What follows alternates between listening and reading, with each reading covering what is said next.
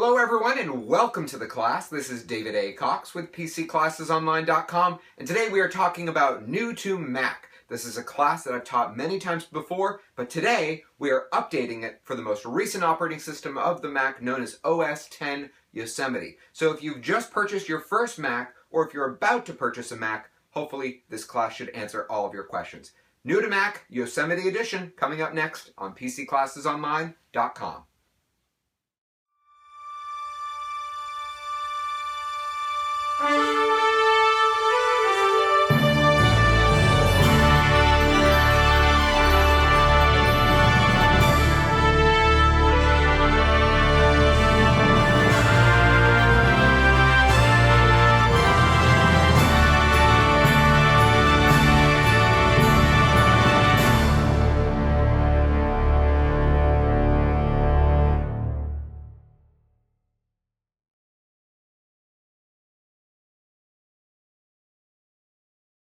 Welcome everyone. Just before we begin, I did want to make one other little note, which is that over the course of this class, you are going to hear me mention a few different products, apps, and websites you might want to check out, especially if you're a new to Mac customer. Please do use the links that we provide you in the description of this video, and I say that for security reasons. I'll go into more detail about why later on. But if you're watching us on YouTube, you should see just beneath the video a little button that says Show More. And if you click on that, it'll reveal all of those links. And of course, if you're watching us on our website, it's just beneath where you're watching this video now. Let's get started. So the first thing I think we should probably go over is where is your stuff? So on a PC, you have Windows Explorer and also, depending on which version of Windows you're coming from, My Computer. Well, that is the equivalent of Finder here on the Mac. And the Finder is this little happy Mac icon you see at the bottom left. Just to clear this up, despite the fact that it says Finder right now at the very top left corner of my screen, that just means that I am currently clicked on the desktop, the background that you see here. So that is not Finder. Finder is down here at the bottom left corner. And when you click on Finder, it opens what is called a Finder window. Now, before we go any further, what I would like to do is show you how to customize your Finder window. See, aside from what I do with PCClassesOnline.com, I also work privately with individuals, with couples, and with businesses. And so what I'm about to show you is what I tend to recommend to all of them. Because there's a lot of different items you can have here within the Finder window, and a lot of them you really don't need access to. So before we get into the Finder window, let's talk about how to customize your Finder window preferences. To do this, we are actually going to go up here at the top left where it says Finder. Second item down here is Preferences, and you're going to find that that's actually the case with most applications on the Mac. So let's go in here. We're going to start off with the first tab on the left, which is called General. And the way you see my screen here is what I recommend to most of my clients. So you can tell the computer what items you want to show on the desktop when they are available. So in my case, I have it show external hard drives, external disks in this case, CDs, DVDs, and iPods, and connected servers, something probably many of you won't actually see. Now the next item here by default, where it says New Finder Window, shows by default it's set to all my files. And I don't really like that because it feels to me like a little bit of a privacy invasion because it's just all of your stuff right there out in the open. So instead, what I like to recommend to my clients is that they choose what is called their home folder. And the home folder will have your name next to it, and it has this little icon of a little house. So I would use that option there. Leave everything else the way it is, and now what we're going to do is we're going to skip here over tags, and we're going to go into sidebar preferences. Once again, what you see here is what I recommend to most of my clients. The first item I recommend checking is iCloud Drive. We will talk about iCloud later on today. We also have a much more in-depth class about iCloud coming out very, very soon. Next here, check Applications, Desktop, Documents, Downloads. You can then skip the next three items and check the home folder, which again will have your name next to it. Skip then down to the bottom, and I would choose these three options here. Once again, hard disks, external disks, and CDs, DVDs, and iPods. Now that you have your Finder preferences set up correctly, let's go over Finder. So again, to get into Finder, we click the little Happy Mac icon down here at the bottom left, and now it should look like this on your screen. You will have some slightly different folders here from the ones that you see in my home folder, but that's okay. So, for those of you who are used to the Windows way of looking at this is a lot like Windows Explorer, or if you go back even further, you could call it My Computer, which then eventually became Computer. So, if you look here, for example, we're going to go over iCloud Drive later, but Applications. So, Applications is the same thing as Programs on a PC. So, every program, or in this case, again, application on my Mac, you can see right here in a giant list. Now, I have several items here that you will not have. Now, some of these we actually have classes on. For example, 1Password, which we'll be talking about a little bit later today. It's one of the apps I very strongly recommend for anyone out there who can't remember their passwords. And let's face it, that's probably most of you, because that's most people. Desktop. Now, this right here is a way to access any files that are already on your desktop. So if I just create sort of a dummy folder, you'll see it pops up right here in this list. Now, some people have a lot of things that are on their desktop and others don't and like to keep it very clean. I, for one, really like to keep my desktop clutter-free. If you do have a lot of items, one thing you should know is that will actually slow down your computer a little bit, depending on how many items you have. I'll go over why a little bit later. Next here, we have the Documents folder, which should look very familiar to those of you on a Windows computer. So any documents you have, you can move them here into this folder. It's very, very simple. And with most of the writing programs on the Mac, there's two primary ones. You can either get Microsoft Word for Mac. There'll be a link in the description. Or there's a free application that you can get with the Mac, which is called Pages, which personally I like. Not everyone does. We'll talk about that later. Next, we have downloads. This is really anything you download off the internet or from your email. There's an email program that comes with the Mac, which I find to be very, very handy, and I do recommend. And so whenever I download something from that program, it all goes into my Downloads folder. And next, we have the Home folder. Again, don't worry if yours for this part doesn't look quite like mine. The Home folder is where all of your individual data actually lives. So for example, this is where all of my documents are, my downloads, my music, movies, pictures, okay? Now we don't have shortcuts on the left-hand side for some of these items because many of these we are going to access through applications and we don't really need a shortcut. So we'll go over how to access your photos and your music later on today. So once you have that set up, we're going to talk about the next location in the computer, which is the dock. And that is the item you see here at the very bottom of my screen. The dock can be completely customized and it contains all of the icons for applications that you use the most. Now, you can customize this by simply, let's say I don't care about Apple Maps, I can simply click and drag it off the screen, and if I hold my cursor down, you'll see it actually says the word remove. And when I release my cursor, it removes it just like that. Now let's say one day, and this happens to me all the time, I get the phone call at 3 in the morning from my client saying, "Oh my God, I think I deleted my mail program." No, you didn't. You just accidentally removed it. So think about it. What is the mail application? Well, I just said it. It's an application. And where do all applications live? They live in Finder in the Applications folder. So should that ever happen to you, just go into the Applications folder. You can go to whatever item it was that you accidentally deleted, in this case, Mail, and now just simply click and drag it back into your dock, and it will stay there. Likewise, if you ever want to move these icons around, you just click and drag them to a different location, and they'll stick there. And if you shut your computer off and then turn it back on, they'll be there just the way you left them. Let's close that. Now, the next location we're going to talk about is the Apple menu. And the Apple menu is a little bit like the Start menu on a PC, at least some aspects of it. That is the little Apple icon that you see here at the very top left of my screen. The first item here about this Mac is where you can get information about your computer. For example, if you ever call Apple. By the way, the phone number for Apple, I'm going to give you something that they're going to hate me for giving you.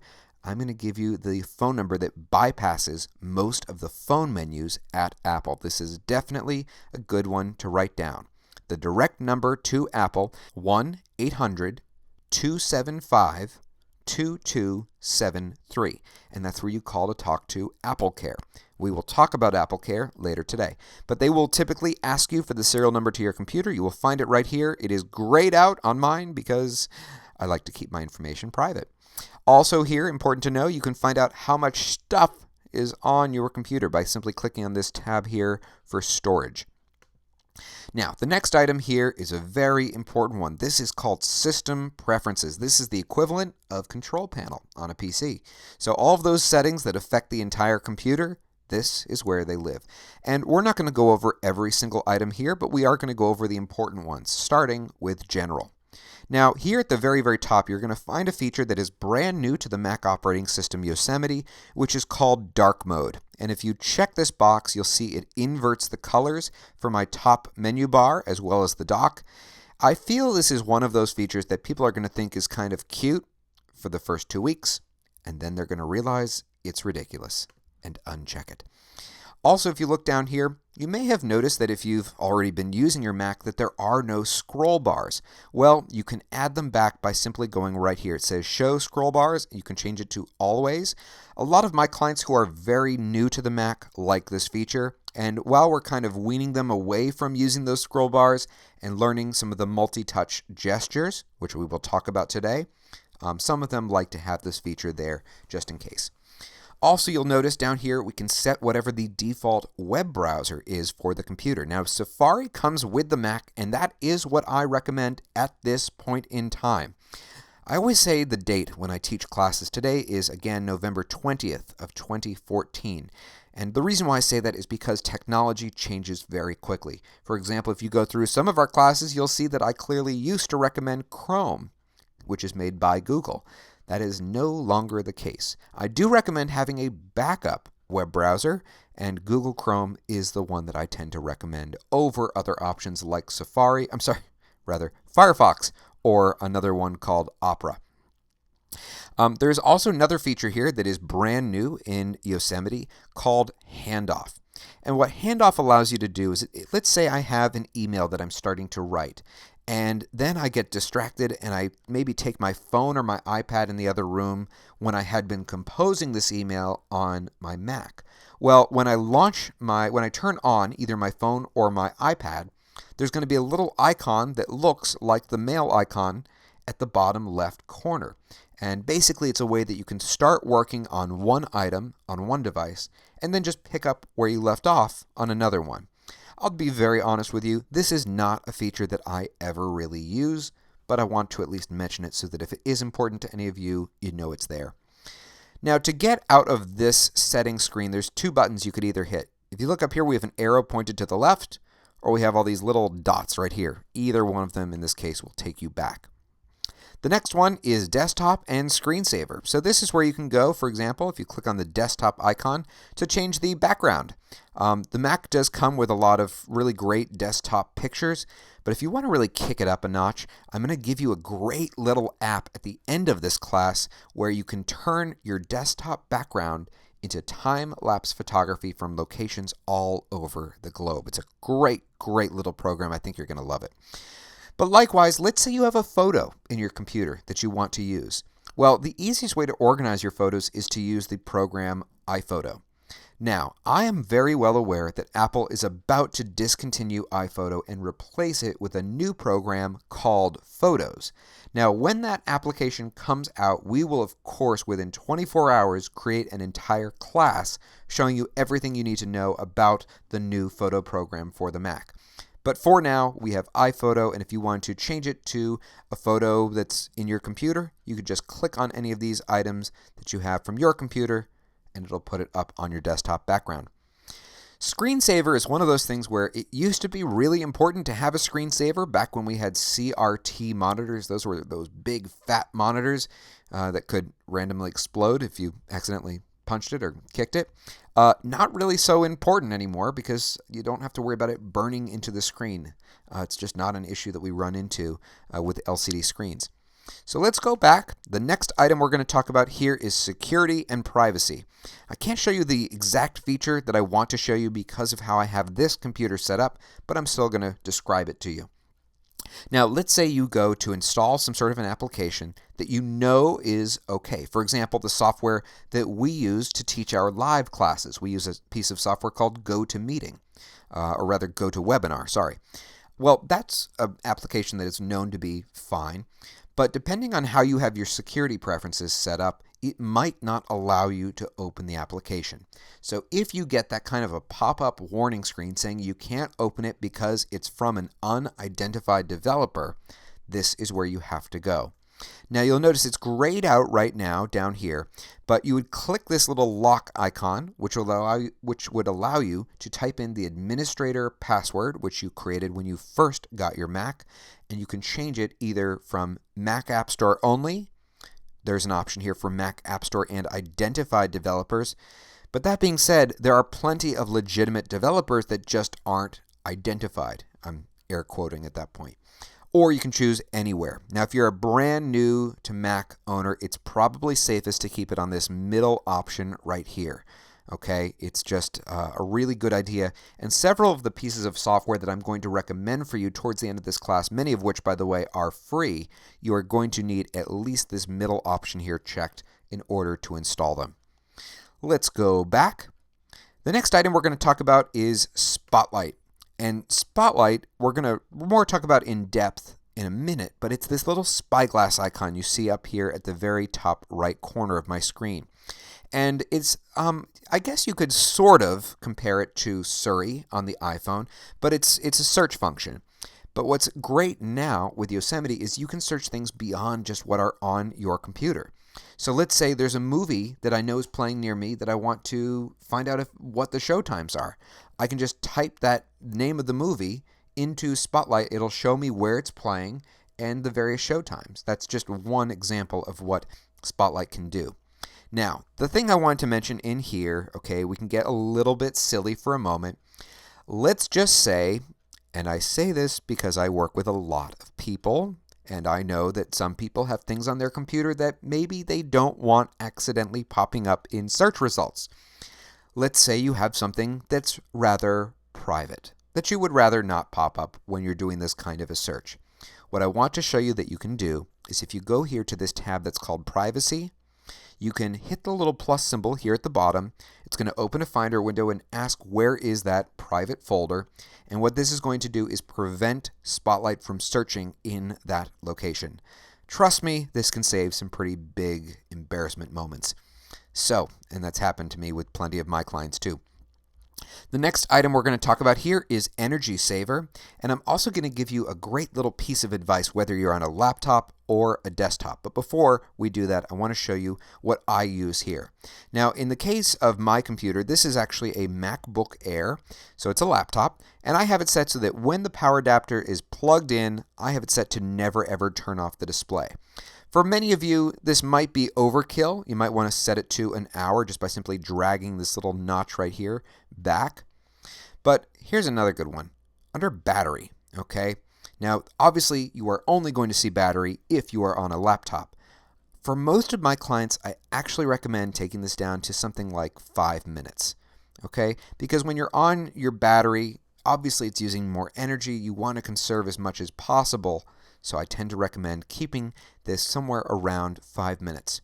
So let's go over that extra little piece of advice. And this is a great little tip to give your friends and family because I have found that there's a lot of people who are guilty of what I'm about to show you. So every device that you own that has a battery, whether it's a laptop, an iPhone, an iPad, a GPS, whatever it may be, every device that has a battery, you need to think of that battery as though it were a muscle. So if you leave something plugged in all day, every day, and then one day you try to use it, it's not going to be there for you. So one of the things I found with many of my clients is that they come in with their laptop a year after they've owned it, and if they leave their computer plugged in all the time, when I try to use their laptop just on the battery, they get maybe an hour. That's it. So think of your battery like it's a muscle. You need to flex that sucker, right? So what you should do, this is a great rule of thumb, try to run the battery down to somewhere around 10% once a week. If you can't do once a week, do every other week. That's actually what Apple tends to recommend. I prefer to go once a week instead. But that applies to every single type of device out there. Now, likewise, you don't want to run it down to 0 because that can be the equivalent of hyperextending, and you can, in fact, hurt the battery at that point. So 10% once a week, you'll be in great shape. Now, what if you're on an iMac, a desktop unit, or for the few of you who can afford it, a Mac Pro, the really big suckers, which one day is on my to-do list? Well, here's another tip for you. So there's this little device that I strongly recommend if you have an iMac or a Mac Pro, and it's called a battery backup. And there's a million different brands out there that make battery backups. The one that I very specifically recommend is called CyberPower, and I've just found them to be very reliable. I actually once had a third-party battery backup almost explode in my face. Thankfully, I had pulled away 2 seconds earlier, and then poof, it went off. So I recommend getting a good brand. CyberPower has always been very good for me. And here's what it does. You want to make sure your battery backup has a feature in it called AVR, which stands for Automatic Voltage Regulation. So what happens is if the power drops suddenly, a brownout, your computer goes into this heavy strain. And that's the part where you can actually blow components. They can explode. So a battery backup at that point would automatically kick in, and it would take up for that lost power. Of course, these are also very helpful if you have a blackout because you have time to shut your computer down. Another thing I want to mention about battery backups is it's not a generator. It's not meant to allow you to keep working once the power's out. The idea is that you have plenty of time to get to your computer and fully shut it down the proper way. So, that being said, let's resume where we left off. The next item I want to show you here is Trackpad. Now, for those of you who are on an iMac, you're going to probably want to do something similar but under mouse right here. But since most people out there these days are buying laptops, I want to mention this for the Trackpad. So your Trackpad, which is this thingy right here, it has the ability to know exactly how many fingers you have on it at all times, and there's these things called multi-touch gestures, where depending on what you're doing with your fingers, you can cause different actions to take place. And what's great over here is as you roll your cursor over any of these options, they're going to give you an actual video preview to the right that shows you what it is. So tap to click just means instead of having to actually depress the trackpad, you can just lightly tap with your finger and it will do the same thing. Once again, what you see here is what I tend to recommend to most of my clients. The second option here is the equivalent of a right click. So if you take some of our classes, you'll hear me saying the word secondary click instead of right click. And what it means is that you click with 2 fingers present on your trackpad. It knows the difference between 1 and 2. The third item here, lookup, I don't really recommend unless you want to look up the meaning of words quite often. It just means if you tap on a word with 3 fingers, it'll show you the definition. 3-finger drag I find to be a drag, so I don't recommend it. If you need the cursor to move a little bit faster or slower, that's where you'll find your tracking speed right here. Now the second tab we have here is called Scroll and Zoom. The first item here is called Natural Movement. Now this one can take a little bit of time to get used to, but trust me, it's so much better. So what this refers to is if you think about it on a PC, you scroll down. Whereas on a Mac, it's more that you're scrolling up. If you think of this as if it were an actual scroll, technically speaking, when you think of down, it actually means up. If you look at the video there, it kind of shows it better than I can describe it. And for those of you who have an iPhone or an iPad, this actually makes the movement that you would do on your phone pretty much identical. So to scroll, you need 2 fingers on your trackpad. Your cursor needs to be within whatever field you're looking at. So in the example it's showing you right now to the right of where my cursor is, the cursor needs to be in that website window. If you were to move it off to the side of the screen, it won't work. But then you just put 2 fingers on the trackpad, move them up or down, and you're good to go. The next item here is zoom in or zoom out. This is virtually identical to the way it is on an iPhone or an iPad. So if you pinch with 2 fingers, you can zoom in or zoom out. I find that most handy when dealing with Safari. Smart Zoom, you'll notice I do not have programs. It just means if you tap with 2 fingers, it'll punch into the screen. I find that this feature tends to activate accidentally quite often, so I don't recommend it. Rotate is not a feature that many people use that often, so I don't use that either. And then finally, we have more gestures right here. So you can see we have them kind of all over the place here. Swipe between pages. This is really, really handy. So with this example here, when you're on a website and you need to go back a screen, you can just take 2 fingers and swipe from left to right. And if you need to go forward a page, right to left. The next item here is to switch between full screen apps, and I need to really show you how this works. It's a very important feature. So what I'm going to do right now is I'm going to temporarily leave the screen and I'm going to open Safari, my web browser. Now, when I have my web browser open, it takes up a lot of the screen, but it doesn't take up the entire screen. I don't know why our website isn't quite loading today. Let's go to we'll let it stay there. So if you want to really focus on whatever it is you're doing, and I tend to use this feature a lot in email when I'm working with the web, and also for me when I'm working with my calendar, you can put it in what's called full screen mode. So you may have seen me clicking on these little buttons here at the top left of my screen. The red dot, not so shockingly, is close. The yellow dot is minimize, so the equivalent of that little minus symbol that you would have normally at the top right of a PC window. So if I click on this, you'll see what happens. It minimizes it down here into my dock next to the trash can, which, by the way, that's where that is.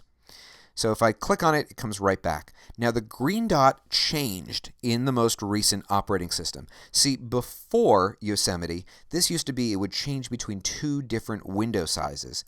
Now, and I think this is a great improvement, it's full screen mode.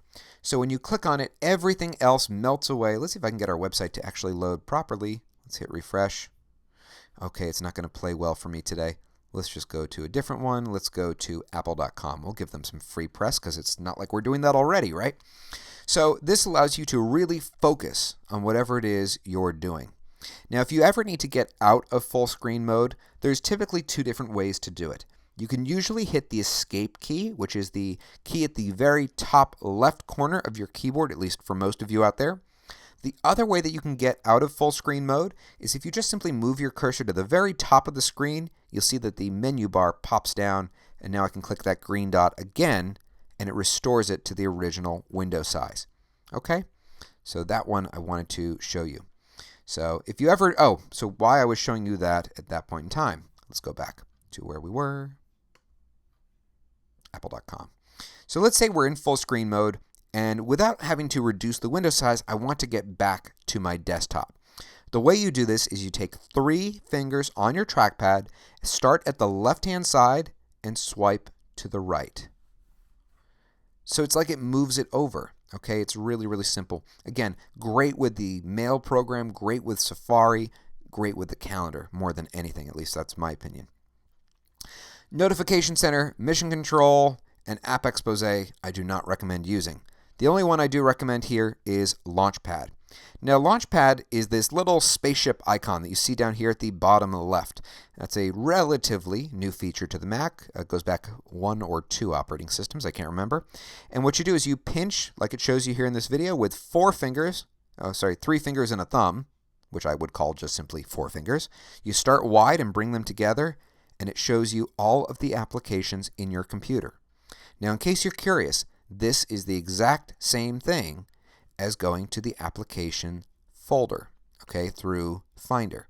So it's just a different way to do it. Once you get into Launchpad, if you notice here at the bottom, there's 3 little dots that indicates that I have 3 pages of apps. You just scroll with 2 fingers, just swipe again from right to left, and you go from page 1 to page 2. Okay? So that is the trackpad preferences. And for those of you who are on an iMac, I encourage you to go here through the mouse settings, and you can check out what these are. I don't have a mouse, so I can't really show you those features there. Now, if you have a printer and you need to hook it up to your Mac, it's actually very, very simple, especially when you compare it to a PC. Now, this is not universal, but for 90% of printers, I would say this is how you do it. So if it's a wireless printer, you would first go on the printer, and usually in the printer there's something called settings or tools, something like that, and there's something within those features called Wireless Setup Wizard. And so what it's going to do is look for wireless networks. Of course, you want the one that's in your home or office, and it's going to ask you the password to the wireless. So what happens is when you print wirelessly from a computer to a printer, it's not actually that simple. What it's doing is it's printing from the computer through the network to the printer. So the first step is you have to connect your printer to your network. Once that is done, you go here, hit the little plus symbol here. It'll show whatever printers it shows on your network. In this case, this is the printer I use. It's actually the one that I recommend for a lot of my clients. This is a great little printer. It's a black and white laser printer, but it's really efficient. Very, very simple. Love it.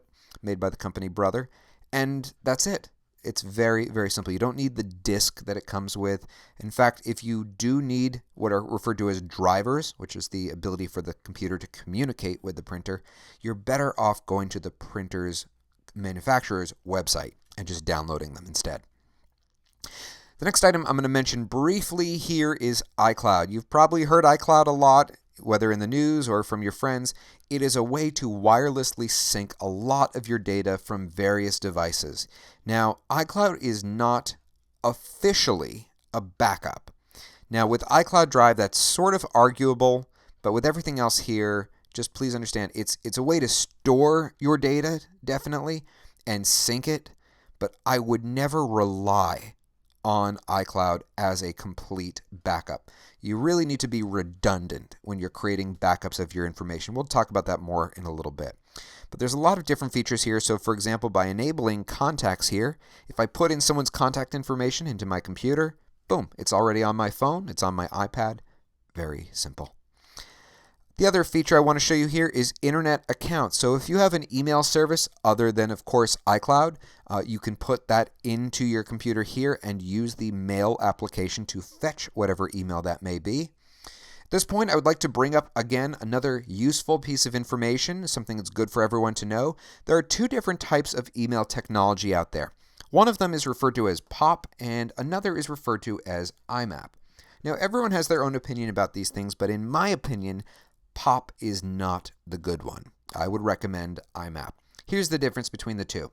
So examples of POP email accounts are most of the internet providers out there. So where we live, we have either Comcast, Verizon, other parts of the United States have Time Warner or AT&T. With all of those, they're using POP. The other alternative is IMAP, which examples of that would be iCloud.com, which is what I recommend above everything else at this point. Gmail is another great example, and there's a few others out there. So the difference between the two is, let's say I'm sending you an email and you use a POP account. What it means is I am not actually emailing you per se. I'm emailing whoever owns the account. So if you, let's say, have Comcast, I'm emailing them and they beam a copy of that email to you. Don't worry, they're not spying on you. It's just the way the technology works. The downside is if you have multiple devices, like let's say you have a Mac, an iPhone, and an iPad, you're going to have to delete that email on each device. Whereas if you had used an IMAP account like iCloud or Gmail, when you delete it on one device, it's going to automatically delete from another device as well. It constantly syncs. So for those of you who are in business, this is a really good thing to be aware of. If you can use it, definitely I recommend getting an iCloud.com email address. A couple other little features we're going to mention here. We have users and groups. So if you have a spouse, for example, and you want them to have an account on your computer, this is where you can go to add them in. If you see the little lock icon down here again, that means you're going to need to click on it and type in the administrator password. And then you'd hit the little plus symbol you see right down here to add a user to the computer. For those of you out there who are parents, you can create accounts for kids that are managed through parental controls right here. You can kind of explore that on your own. Another feature I want to mention here is you can have a guest account. So what's nice about a guest account is, let's say someone comes to stay with you for the weekend. We live on Cape Cod, so we have a ton of people who want to come and, stay with us for a while. And they say, oh, I didn't bring my laptop. Can I check my email on your computer? Well, I'm a private guy. I don't really like people going through my stuff. So what's great is by clicking right here, you can enable what's called a guest account. So it's like their own special little space where they can do whatever you want. And as soon as you log out of a guest account, it wipes all the data. So once you have this feature here enabled, what you would do is go to the Apple icon. You may have noticed the last option here is log out. You would log out of whatever account you're in, log in to the guest account, and when you're done with the guest account, do the exact same thing. Very good thing to keep your information private. The next feature here, you are going to, actually we'll get to that in just a moment. We're going to talk briefly here about the App Store.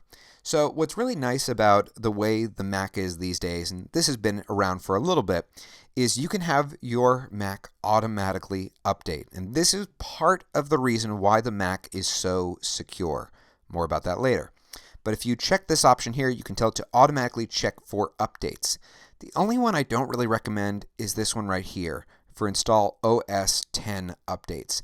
The reason being, usually they're fine, but every once in a great while, you'll turn on the news and they say, wait, don't download that particular update. So you may want to do those manually. I tend to like to let them be out for a few days before I actually do it. So it's a good thing to just kind of be aware of. The next item here is the one that I think you're going to love. So a lot of you out there maybe have heard of the application called Dragon Dictation. You don't need it on the Mac, and it's no coincidence that they've gotten very aggressive in their ad campaign, and that's because they knew what Apple was working on. You can now talk to your Mac, and this little feature here works across the entire computer. So at this point, you can see my audio right here, la, la, la, okay? You want to make sure this feature is turned on. By default, by the way, it's turned off. So you're going to want to go here, turn it on. I recommend using enhanced dictation. What that means is that you can use this when you are not connected to the internet. And then you can choose whatever shortcut key you want to trigger this. Now, by default, it's set to the function key. Personally, I prefer the command key twice, which is the last option you see here. So what this does is, let's get out of this for a moment. And let me just kind of open a blank Pages document. What I'm about to show you works across the whole computer. So it doesn't matter if I'm in a document, if I'm in email, if I'm in the note-taking program, anywhere in the Mac, you can now use this feature. So let's say I want to compose a message. One of the things I like to talk about when I'm working, especially with people in person, is the creative process and getting the information from your brain into your computer. And a lot of people out there, they have this flow, and when they start to type, that flow it doesn't work quite so well. So a trick here you can do is you can double tap whatever shortcut key you use. Again, I use the command key. And at that point, you're going to see a little microphone icon appear on your screen. And sometimes it takes a few seconds, but it will beep. And once it beeps, you can just talk. So let's give it a shot. Let's say I'm writing a letter to my mother. Dear Mom and Dad, comma, next paragraph. I can't wait to see you this coming Thanksgiving. Please bring your famous cranberry sauce, and we'll all have fun sitting by the fire and sharing embarrassing stories from when I was a child, period. New paragraph. Love you very much, comma, new paragraph, David. Now, when you're done with your dictation, just hit that key again, or you could have clicked the little part where it said done. Now, because of the fact that I am right now recording my screen, that is the reason why there was such a big delay between what I was saying and when you would see it. But for many of you out there, when you're doing this on your screen, you're going to find it actually keeps up with you pretty well. So you can do this for anything across the entire computer. I do recommend still proofreading your message, okay? So for whatever strange reason, it didn't capitalize mom or dad. So this is an example where you go through and you make the little changes here and there, and then you've got your document. But for getting the information from your brain into the computer, It's great. So let's close out of that. I'm not going to save it. And let's resume where we left off. So that is dictation and speech. The final item I'm really going to mention at this point here is Time Machine. Time Machine is a very important feature within your computer. This is the computer's ability to back up all of your data. So a lot of you have heard the term hard drive before. The hard drive is the part of your computer that stores all of your information. And one of the universal rules we have is there are two different types of people. There's people who have gone through hard drive failure and people who have yet to go through hard drive failure. This is not something you want to learn the hard way. It is very important to back up your data. And I like to give advice on this topic because not all backup hard drives, in my opinion, are made equally. In fact, this is one of the areas where I tend to go far away from what Apple actually recommends. There is a brand of hard drives that are very heavily pushed in the Apple Store, and I'm not going to say the brand name because I'm trying to stay out of trouble with these people, and they've already, given me hell for mentioning it in one of the previous classes. But what I recommend doing is you can check out the hard drives that we list on PCClassesOnline.com. Here's the thing I want to show you here. So if you go to our website, and of course, we're an open source free website rather. Up here at the very top right, we have a store button. And when you click on that, this is basically a gateway to Amazon. But you'll see all of the individual products that I personally recommend.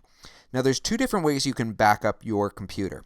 This is one of them. It's a device called the Apple Time Capsule. And right now, by the way, we're on David's top 10. These are just kind of my favorite products. It's kind of a revolving list, so it may not be here next time you go to visit it. But this is a 2-in-1 device. This is the best darn wireless router out there that you can buy on a pro-consumer level. But it's also a wireless hard drive.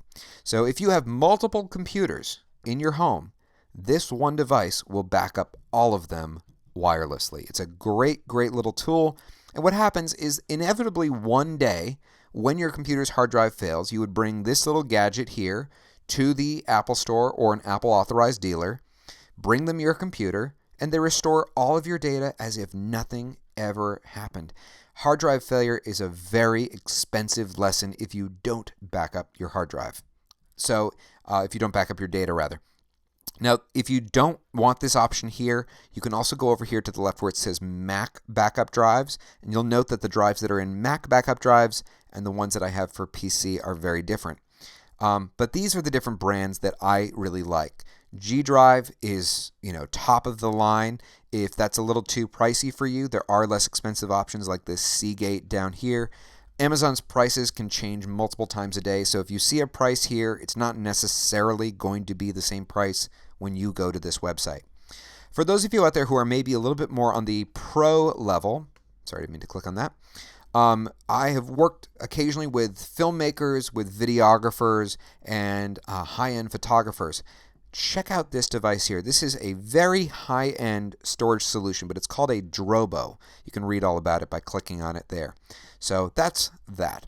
That's my little spiel on Time Machine. Let's get out of system preferences and talk about the final few items up here at the top left corner under the Apple menu. So under System Preferences, you'll see we have the App Store, and this is where you can go to securely buy anything. Of course, right front and center, Evernote, one of the items on my list to recommend to all of you. It's a great little application, and we have a very thorough class if you ever want to watch Evernote. It's basically for note-taking. It's a little bit like Word, though not quite as complex, but for very basic uses, it's wonderful. So what's great about the App Store is that everything you see here is approved by Apple. You are not going to accidentally download something that's going to harm your computer. So this truly is the safest place to go to pretty much get anything. Now there are a few applications out there that I do recommend that you don't get through here, and I'll mention those again later on. The other part that I want to show you that's very important is updates up here. So we're going to talk in a little bit about why Macs don't get viruses. This is part of the reason why. So we'll come back to this, but it's a good idea to just kind of remember this location. And periodically you want to go here and just see if there are any updates that are available to the various apps on your computer. One item I would definitely strongly recommend doing, if you ever see a security update listed here, run it. It's a very good idea. The next item we have here, recent items. It's just recent files that you pulled up. Force quit. So a lot of you on a PC are familiar with Control-Alt-Delete. Those are the 3 magical keys you hit when something goes wrong. It's not very common that actually happens on a Mac, but it's still good to know the hotkey to trigger it, which is, if you look at your keyboard, just to the left of the spacebar is the Command key. Again, this is for most of you, not all of you, because I know European keyboards can be a little bit different. It's Command, Option, Escape. All right? And those 3 keys are what you do to force quit. So if I hit it right now, it'll show you what I'm running in the background. Okay, and if one of these is crashing, for example, I don't even know what this is, although I suspect I do know what it is, I can just click force quit and it will shut it down. And what's great about this is that, unlike in my own experience with Windows, you don't actually have to restart the whole computer. Which brings me to my next few items here. We have sleep, restart, shutdown, and log out. Very common question I get from people, and it's understandable, is what's best to do? Do you sleep your computer at night? Do you shut it down? What do you do? Well, in general, it's a good idea to restart your computer once a month. There are certain updates and there's certain cache files, don't worry about what that means, that really can't fully take or clear out unless you restart your computer. So just remember, as a good rule of thumb, once a month, it's a good idea to restart it. The only time I really ever shut my computer down is, well, I guess if it's going into a like a suitcase and I'm going to be traveling, going through airport security. For the most part, I never really shut down my computer. It's got great battery life. If you have your battery at 100% and then shut the lid to make it go to sleep and then, come back in the morning, if it's not plugged in, it'll still probably be at 100% or close to that. Log out, again, is only if you have multiple accounts where you can switch back and forth between different users. And go over a few other items here. We're going to talk about some of the things you see here at the top right corner of my screen. This one right here is Notification Center. So if you have things that have popped up, whether it's maybe items that are on your calendar, upcoming appointments, you would see them here. Again, this is an account I use for teaching only, so there's not a lot of information. You can see what the stock market is doing. You can see what the weather forecast is. Not looking too good here. Also, again, you can see items for upcoming appointments like tomorrow. Also up here at the top right, you'll see notifications. Okay, so these are, for example, emails that you've received. It talks to a lot of different applications like Facebook, so you can see, who's liked whatever photo you just posted, that kind of thing there. Spotlight, I already made a reference to it, but it's this little spyglass up here. It's really handy for finding anything in your computer. Now, I want to give another little shout out to a third-party application, link in the description, for those of you who are in business or for those of you who have something you do that requires a lot of copying and pasting of text. There's a great little add-on that works very well with Spotlight called Alfred. We have a whole class on it. It's a great little application. I'll put a link again to that in the description. If you want to see the class on Alfred, that is also available on pcclassesonline.com or our YouTube page. Up here, if you click on this, if you have multiple accounts, you'll be able to switch back and forth between those accounts. I think we can all guess what this is. This is the time. Your battery level, you're only going to see that on a laptop. Next over here, we have the volume controls. You also have volume controls on your keyboard. And for most of you out there, that's going to be sort of towards the top right corner of your laptop keyboard. For me, it's the F12, F11, and F10 key. On mine, F12 is volume up. Okay, it's going to increase the volume. F11 will make the volume go down, and F10 will switch back and forth between mute and unmute. Next here we have Wi-Fi. So if you take your computer to a cafe of some sort, you can click on this icon and see what wireless networks are in the area. Just know that if you see a little lock icon next to it, it means that you need the password to get into that network. The next item you'll see here is Bluetooth settings. So if you have something like a Bluetooth headset, I actually just got this brand new Bose Bluetooth headphones. They're actually pretty darn nice. I think we'll probably do a review video of those in the near future. If you have a Bluetooth device, you can go through here into Bluetooth preferences to get it set up with your device. Other things, examples of items that you may pair with your computer that use Bluetooth might be a keyboard, an external mouse, or wireless trackpad. All of those are examples of things that use Bluetooth. Next, you see the icon here for Time Machine. So if you are backing up your data, and hopefully you are, this is where you can go to make sure that it is, because it'll actually give you a date and timestamp. And as you can see here, I have been a very good boy and backed up earlier today.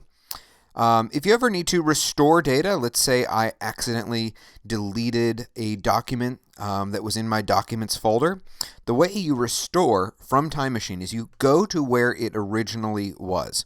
So if it was here and now it's gone, I'd go back to the Documents folder, then go up here to the Time Machine icon, hit Enter Time Machine, and it will basically show me a history of this particular folder. So I can go back and see what it looked like last week. And if I had that document, I can bring it back from the digital grave, if you will.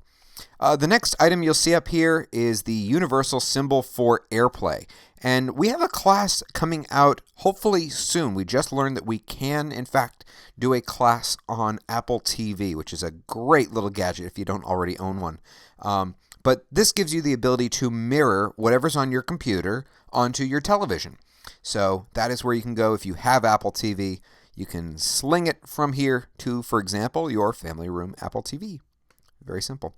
The next three items you see over here are specific to apps that I have on my computer, so we're going to skip those.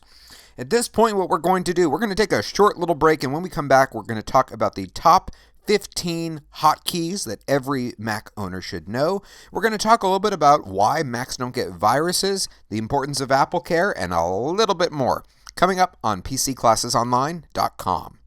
Welcome back, folks. We are going to talk about hotkeys. And if you don't know what a hotkey is, no, it's not that really attractive letter A staring back at you. No, actually, it's keys that you can press that cause some sort of an action to take place. So let's go over them. There are total, I counted them up, of about 15 important hotkey combinations that I believe every Mac owner should probably know. So the thing to compare this to on Windows is, if you use copy and paste, which I'm guessing most of you have at some point in time. On a PC, copy and paste, copy is Control and the letter C, paste is Control and the letter V as in Victor. Okay, a lot of the various hotkeys are actually exactly the same on the Mac. The only difference is that instead of using the Control key, you're using the Command key, which is the one to the left or right of the space bar. At least that's what it is for the US keyboard. So I'm going to go over the key letters that I think you should probably know. Some of these are application specific, and if they are specific to a certain application, I will demonstrate most of them. Command A is select all. So for example, if you have to do something to a bunch of files, let's say I need to move all of these files here to the trash, if I hit Command and then the letter A, it selects everything. So I could theoretically drag these to the trash and they would go away. Command B is bold. Comes in handy when you're dealing with a document. If you have text that you need to make bold, you can just simply highlight it and then hit Command B. Command C, I've actually already made a reference to, that is copy. Command D is really handy in dealing with the web. So Command D is the universal hotkey no matter what web browser you use to bookmark. So if I want to save this website so I can go back to it at another time, Command D adds it to my favorites. The next one is Command I. That would be italicize. So if you have text, once again, if you need to make it italicized, you can do that. Command N is typically new. So for example, if I'm just here on the desktop, Command N is going to be a new Finder window. If I'm in the Mail program, Command N is going to be a new email message, just as an example. Next one, Command P is print. Some people get that mixed up and think that it's paste. No, P is print. Q is quit. So if you're in an application, this actually brings me to a pretty good point that I think we should probably go over. So when you're not in full screen mode, you may have noticed that we have the little red dot here, but also in every single application on the Mac, if you click on the name of the application, the last option here is quit. So basically, here's the way to understand the difference. When you hit the little red dot, if you look down here at the bottom of my dock, see how there's a little teeny tiny dot underneath Safari? Safari is still running in the background. Whereas had I gone to quit, it's going to completely close out that application. Where this is really handy is if you notice that your computer is maybe a little bit slow, take a look at the items that are on your dock. If you have a lot of applications that are running in the background, even if they're not active, those are tying up memory in your computer. And so by simply quitting them, you gain that memory back. The next hotkey is Command R. Command R is refresh. A perfect example where you may need it. Let's say you're on eBay and you have a bid that's about to run out. Hitting Command R will refresh the website. It'll reload whatever is on the website and bring you to the most up-to-date version. The next one is Command S. You can probably guess what it is. Command S is the save function. So if you're in a document and need to save it, that would be the easiest way to do it. Command T, I don't know why I keep leaving Safari because so many of these do deal with Safari. Command T is a really nice feature. It's new tab. So if I'm in the web and let's say I want to have one Google window open here, but I also want to load a different website in the background, maybe let's say Amazon.com. What I can do is hit Command T as in Tom, and now you can see here we have two different windows that we can work with. So I can go to Amazon on one, and then if I click over here back to Google, I have Google. It's a lot cleaner and a lot easier than opening a whole new window every single time you need to go to a new website. Okay? Next one is V as in Victor, and Command V is paste. Again, the exact same thing as it is on a PC, except it's Command and V. Command W is close a window. It is technically the exact same thing as hitting that little red dot. So if you're too lazy to hit the little red dot, although I guess it is technically arguable if it's more work to hit Command W versus clicking one button. Anyways, Command W does close the window. And one of the most important ones that you should know. Let's go here into Pages, just to prove a point. I'm going to open a new document, and this is just a template. Pretend this page of text is years and years worth of work. Oh my God, I deleted it. Freak out, freak out, freak out. Don't worry. Command Z is the universal function for undo. Every time you hit Command Z, it moves one more step back in time. Now we get into two special commands that I wanted to give you, two special hotkeys. One I actually already mentioned, which is force quit. If you ever have an application that's not working properly, Command Option Escape. That is definitely one you need to put into your memory. And the final one that I wanted to mention just saves you a little bit of time, especially when you're going through and figuring out what you really need in your computer and what maybe you can trash. Okay, Command Delete sends anything directly to the trash. So if I don't need this resume, instead of dragging it into the trash can here at the bottom right corner, I can just hit Command Delete and it's gone.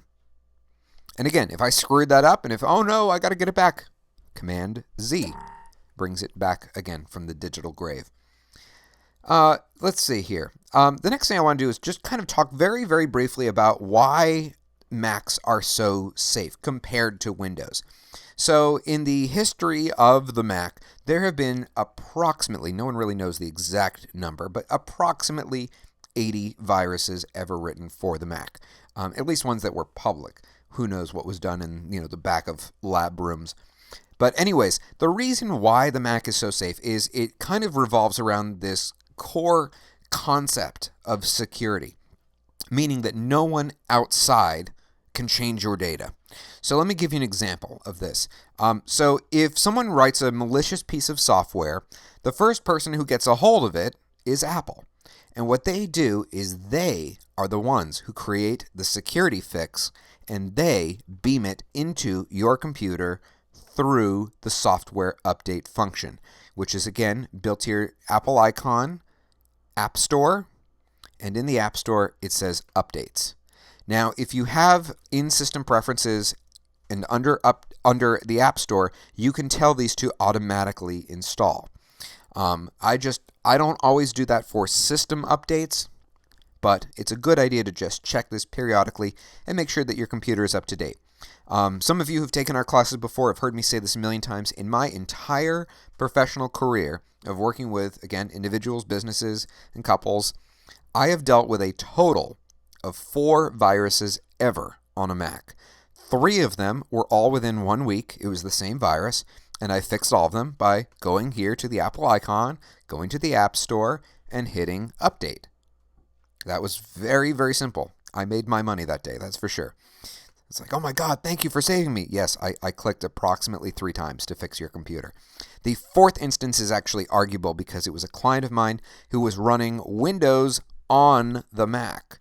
And so she got a virus on the PC side, which had access to all of the Mac files. And so, again, very questionable if that one can even be considered a Mac virus, since it wasn't technically a virus that came in on the Mac. It was Windows that got into the Mac files. So Macs in general are very, very safe. Now, that being said, a lot of people hold Apple to this unrealistically high pedestal. And there are security issues that have happened over time, but they always come through and they always fix them. That being said, your computer is still a piece of machinery. And just like your car, it has parts that move and that can fail. And that is why I am very, very, I feel very strongly about this, but I feel every Mac owner should purchase AppleCare. So let's talk about what that is, and also I'm going to give you a method to buy it so you could potentially help our little organization. AppleCare lasts 3 years. You have to purchase it within the first year, but it can be purchased for any new computer. If it's used, doesn't count. If it's a refurbished, certified refurbished, you can still get it. But basically, for 3 years, they cover you for hardware protection and the basic software protection. I get it on my computer, and I know how to do the repairs, because the fact of the matter is the parts themselves are very expensive. So if you have not yet purchased AppleCare for your computer and it's still within the first year, I very much strongly recommend that you do so. And if you would like to show your support to our organization, this is only available to people in the United States and Canada.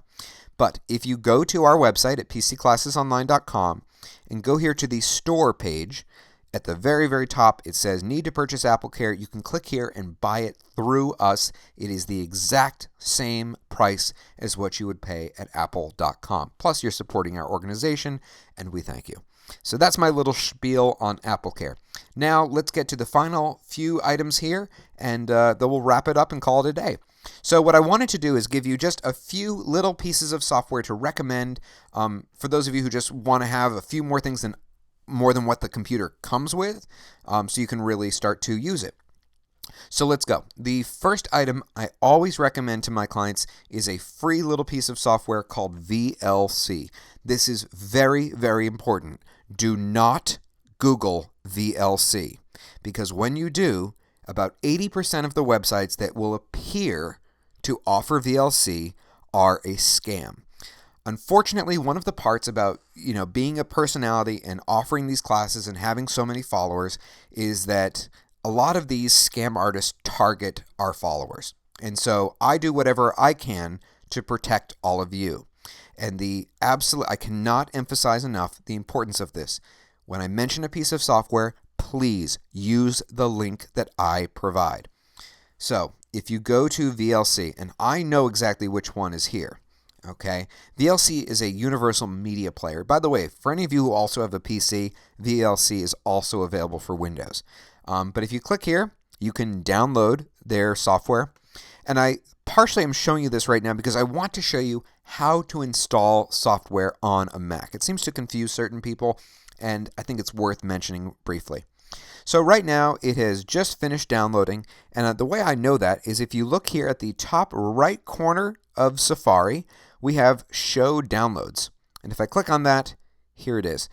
If you see this kind of an icon right here, where it actually looks a little bit like your hard drive, that is what's called a disk image, and you can tell it's also DMG. DMG is a disk image, and so your computer sort of thinks it's as if it's a CD that's been put in the optical drive, if my computer had an optical drive. So the way you install software is just simply double-click on it. Okay, I'm going to close out Safari at this point. And a lot of times when you go to install software, you're going to see a window like this. And not everyone knows what to do. What this is trying to tell you is take this here and drag it and drop it here. Because what you're doing is you're taking the application and moving it into the applications folder. It's giving me this little pop-up here because I already have it. So I'll stop it. But at that point, the software is in your computer and it's good to go. The next item is essential for using the web, which is Flash, Adobe Flash. The installation process is basically the exact same. It's not the same. It's very, very similar. I will provide a link to that as well. The next item is Evernote, which you kind of saw pop up on your screen earlier. You can get that through the Mac App Store. Evernote is a fantastic little application for taking notes. I love it. I use it all the time with our classes. I save recipes through it. It's just fantastic. And it's free, by the way, if I didn't mention that. So you'll find a link to that as well. And if you ever want, we have a great class on Evernote, available, of course, on either our YouTube page or pcclassesonline.com. Fourth item is Google Chrome. Again, just a good idea in general to have a backup web browser for the occasional websites that you may try to go to where you just can't go to it on Safari. Put a link to that in the description. The next one is the one that I made reference to earlier that changes your desktop background. That one you get through the Mac App Store. Apple icon, App Store, and the name of it is Magic Window. These guys do a really phenomenal job, and I can see they actually just came out with sort of a new version, a 4K version, for those of you who have the brand new iMac with actually a 5K display. But this is the one I have here, and what it does is it basically changes your desktop background so that it becomes time-lapse photography, and there are cities all over the world. It's a great little app.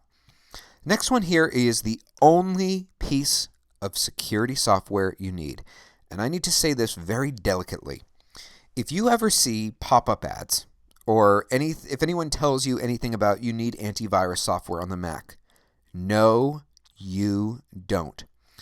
In my own opinion, most of the software out there that you see on the internet that claims to either clean up your Mac or claims to keep your Mac safe, in my own personal, professional opinion, is a scam. Avoid it.